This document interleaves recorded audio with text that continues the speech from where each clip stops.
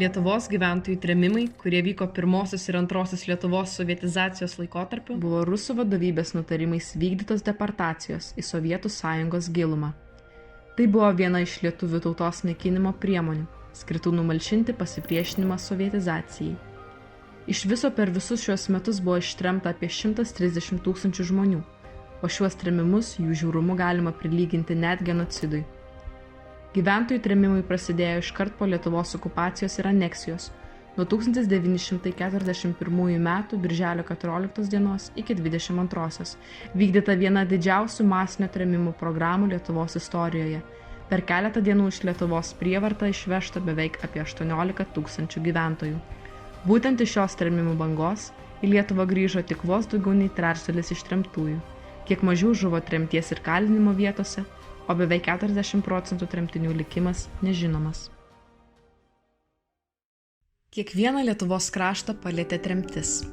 Mūsų mokyklos mokytojos artimieji taip pat išgyveno trėmimų siaubus ir iššūkius. Lietuvių kalbos mokytoja Daiva Sičiūnienė mielai sutiko pasidalinti su mumis tą skausmingą dalelę istorijos. Kas iš jūsų giminės buvo tremtiniai? Tremtiniai buvo mano mama Irena, teta, mano mamos sesuo Janina ir mano dėdukai, mamos tėvai Julius ir Janina. Kada buvo ištremti?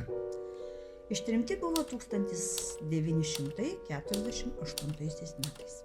Kiek laiko buvo ištremti? Ištremti buvo iki 1958 metų Liepos 7 dienos, tai 10 metų. Į kurį regioną buvo ištremti? Ištremti buvo į Krasnojarsko kraštą, Irkutsko sritį, Peščiankos vietovę. Taip pat mama yra minėjusi dar Rešotus ir Taišeto gyvenvietės, nes kažkurio laiku jų šeima gyveno ir ten. Už ką buvo ištremti? Ištremti buvo už tai, kad bobutė buvo kilusi iš šeimos, kuri turėjo virš 90 hektarų miško. Kaip buvo sakoma, jie buvo buožės. Kokios buvo gyvenimo sąlygos? Gyvenimo sąlygos tremtyje buvo sunkios, antisanitarinės, nes gyveno, kiek mama yra pasakojusi, vėjo perpučiamuose mediniuose barakuose. Žmonės sunkiai sirgo ir daugelis ten ir mirė. Gal galite apibūdinti moterų darbą tremtyje? Mama yra pasakojusi, jog darbai buvo sunkus. Judvi su sese yra miške medžius su pjūklu pjovusios, šakas genėjusios ir jas rinkusios, bei jos šakas dėjo į didžiulės krūvas. Ar su moterimis buvo elgtasi skirtingai nei su vyrais? Jei taip, tai kaip?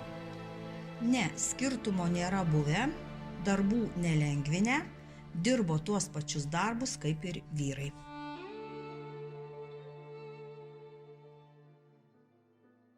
Ta vakarą tylų ir ramų, ta vakarą birželio, kai kaitra jau keitė gyvybė suma, kai čirškės svirpliai ir gegutė klukavo, įsiveržė priešo ledinė ranka.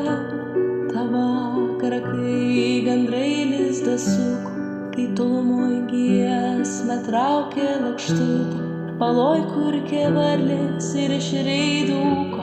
Išniro tamsa, ištiršto rūko, užtemdė saulę, sukėlė audrą, sujaukė tylą, iššaukė raudą, nesuterštas sielas, kaip demonus spaudė, už tiesą kovojančius kraujyje maudė.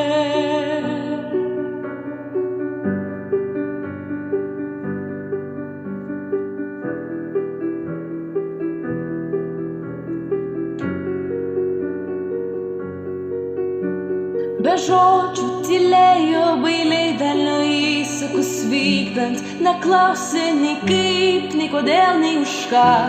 Nestabdė man kurtų, net motino maldos, kas kartą vis krito šalta kulka. Apšaukė niekšais visai nekaltus, net kūdikius įsčiose ir lopšyse vaikus. Išvijo visus tarsi gyvulius, paliko tik priešo balsui nuolankius. Seserys, broliai prarado namus, prarado žaliuosius tėvynės laukus ir vasaros gaivą sustingdė šalna, o lakštutės giesmę nutraukė pūga.